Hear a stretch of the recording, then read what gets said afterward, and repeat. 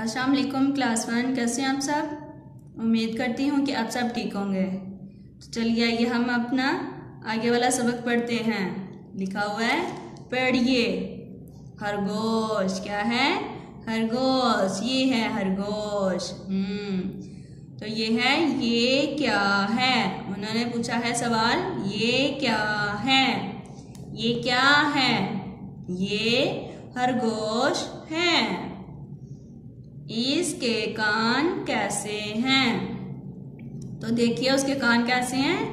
बड़े बड़े। उसके कान कैसे हैं? उसके कान बड़े हैं।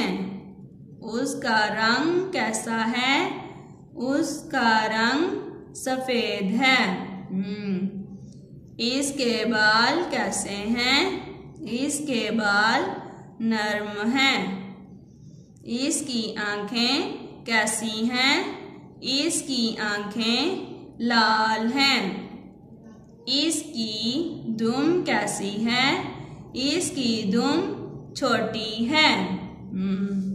तो चलिए आइए देखिए, लिखा हुआ है लिखिए। अब आप बिल्ली के बारे में लिखिए। आपने ये देखें नीचे उन्होंने बिल्ली दी हुई है। बिल्ली को देखते हुए आपने बिल्ली के बारे में लिखना है। इधर पहले आपने सवाल लिखने हैं, ये क्या है? तो आपने बताना है ये क्या है? ये बिल्ली है। फिर उन्होंने पूछना है इसके कान कैसे हैं? तो आपने बताना है इसके कान बड़े हैं। तो इसका रंग कैसा है?